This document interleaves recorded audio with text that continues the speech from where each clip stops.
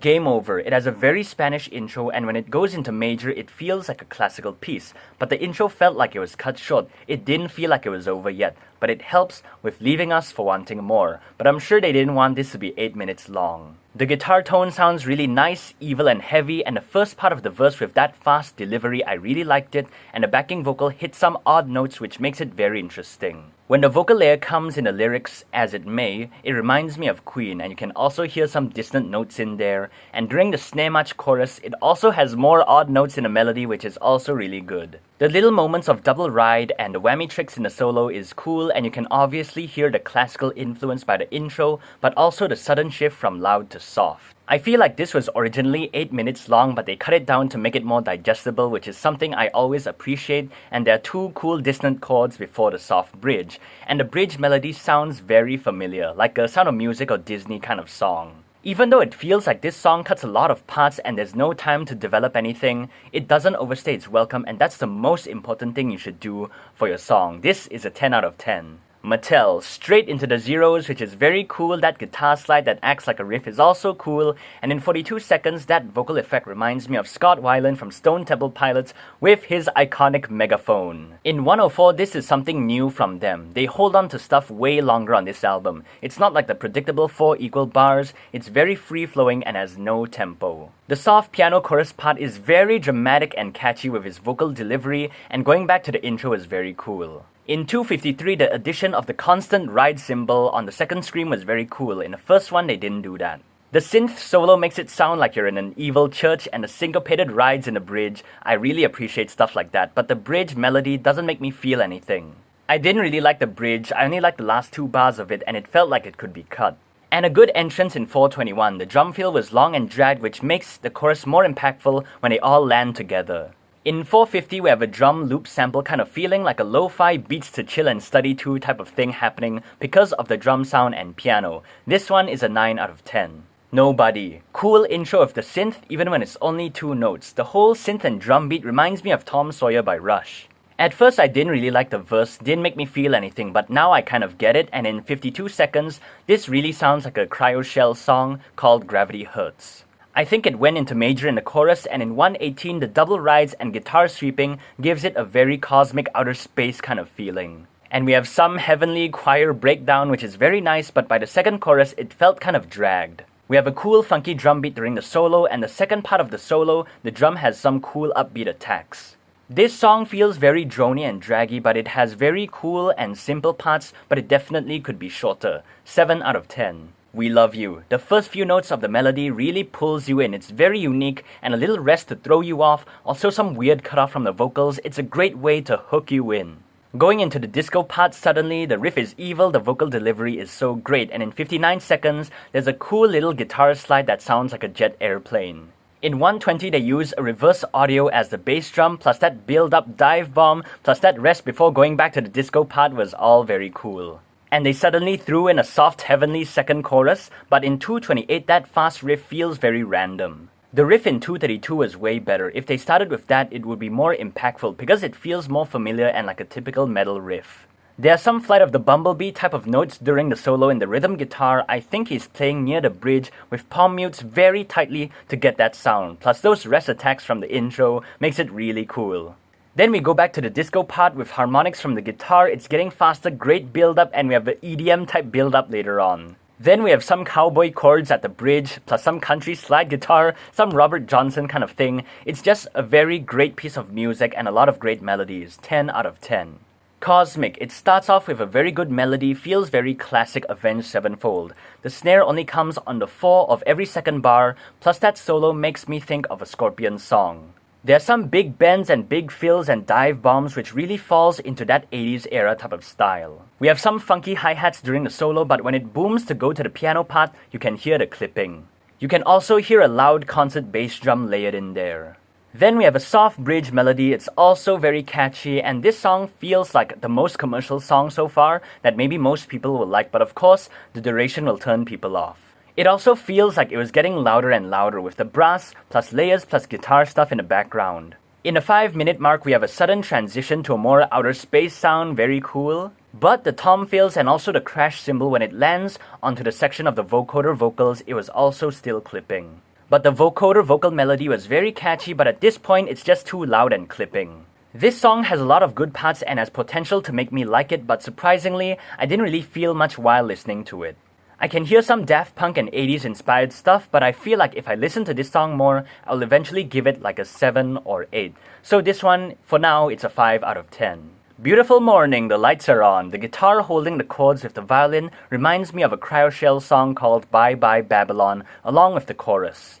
The chromatic verse riff reminds me of Pantera. There's a sudden pre-chorus tempo shift, catchy and weird melody again.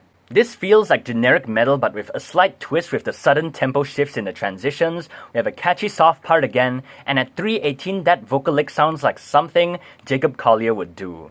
And yet again, we go straight into some random whammy stuff again. It feels very aggressive. This song also has good parts, has potential for me to like it. This is slightly better than Cosmic, but the Don't Let It Be part seems very dragged. The piano outro has some weird notes which reminds me of an Evanescence song called Going Under during the pre-chorus of that song. I also feel like if I'm more familiar with this song, I listen to it over and over again, I'll eventually give it an 8 or a 9, but for now, it's a 6 out of 10. Easier. Heavenly Daft Punk thing again, and at this point, a soft intro, soft bridge, soft outro, sudden screaming, sudden loud whammy solos, choir stuff feels very consistent on this album. In 32 seconds, that riff has potential to be heavy, but it's just the same thing. Under the vocals, the riff sounds way better. This is one of the only verse melodies I'm not really into, and that guitar solo sounds very Red Hot Chili Peppers style with those hammer-ons and that guitar tone. This feels like an R2-D2 sad love song with those Daft Punk vocals, and thank God it's only 3 minutes. The guitar outro again, it sounds like Red Hot Chili Peppers or Pearl Jam Better Man. This song is a 6 out of 10. God. Instant hook with the jazz fusion intro. Even the guitar tone plus the synths really make it sound like this Japanese band called Cassiope. The verse riff reminds me of Arctic Monkeys' AM era, and when the female vocals come in, wow, it really reminds me of Japanese city pop. This is the happiest song so far, and thank God it's a short song again. The second half of the album was starting to lose me a little bit, but this song managed to save it. The chorus feels like there should be brass in there. It feels like very big bandy kind of swing kind of feeling. So this song, 8 out of 10. Ordinary. More spacey synth stuff, funky tones, and rhythm guitar comping. More catchy Daft Punk auto-tune stuff, but the melody is very, very good. Obviously their most poppiest song yet, and also fits that Japanese city pop vibe. 220 has some cool jump part attacks, and this song is a 10 out of 10. Def. Another beautiful intro, more soft parts with jazzy pianos, but the verse doesn't make me feel anything. There's so many soft parts that it's so hard to distinguish them at this point. And thank God it's a short song again. It also feels like kind of filler because the last 2 songs were already very jazzy. We have some dramatic timpani orchestra outro, but it's not really impactful. This one feels filler, 4 out of 10. Life is but a dream. More beautiful classical piano stuff, but it feels too piercing at the high notes. In 51 seconds, that's a very nice melody, and at 2:19, adding octaves makes it very dramatic. The last thing I would expect Avenged Sevenfold to do was to make the outro to this album a random piano instrumental. It has potential, it's good, but also kind of not well suited for the last song that is supposed to tie everything together. Or maybe the point is we all die in a very beautiful way and there's no answers? I can kind of get the theme and idea of the music, but at the same time not really because it's only my first time listening. So this song, 5 out of 10. So this album overall, yes, it's prog, but not that prog. Yes, it's crazy, but not that crazy. It's just like mild prog, like Metallica's Injustice for All. Just because there's a lot of abrupt changes, it doesn't make it prog. If you listen to at least 5 to 7 of these songs, you can kind of predict when it's gonna happen, you know? The common thing was the Daft Punk vocal thing, the clean parts. By song 7, I was getting kind of tired of it. If adding a lot of parts and just switching sections abruptly classifies it as really prog already, then anything can be prog at this point. I feel like people call it prog because it's just weird and different and they don't listen to anything else. I've definitely heard stuff way crazier than this, you know, just listen to any jazz fusion, but for a pop metal band like Avenged Sevenfold to pull off something like this, it's very commendable. And that's why a lot of metal fans are creaming their pants right now, because they actually have balls to try something new. I really enjoyed the first few songs of the album. I keep thinking, is it because I really do like it musically, or is it because of the repetition? Because I've been listening to it, only those few songs, for the past few days already. So obviously the more familiar you are with something, the more you'll like it. The last few songs on the album, I listened to it for the first time just now, and it's not really that familiar. That's why it feels like so-so. I definitely feel like from all those parts, they're very good parts, very catchy stuff. I feel like I could like it, but at this moment right now, I feel like I was oversaturated because so many of those soft parts keep happening. People say it's inconsistent, it's changing too much or whatever, but I listened to 7 songs, I already can feel like it's getting consistent. You know, soft part, then of course it's gonna get loud, and then soft outro, and then you know, the vocal stuff like I mentioned earlier. This gives me the same feeling of the Weezer Pinkerton album, Linkin Park's One More Light, and Arctic Monkeys' Hotel Casino album. Before I even listened to it, I thought, wow, this is gonna be a masterpiece, or I already believed that. Do I really enjoy it because of what people say it is, or the story of it, or is it because I really like it? That's the kind of thing that I'm kind of arguing with myself.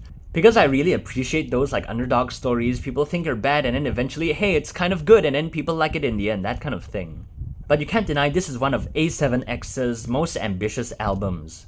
When I heard the first few songs on this album, it made me instantly think like, Metallica is so boring right now, you know? If you think Metallica's sound change in the 90s was crazy, then this Avenged album is literally leaps, bounds, and light years away from that. Metallica will never pull off anything like this. What metal band as big as Avenged Sevenfold will actually do something like this, you know?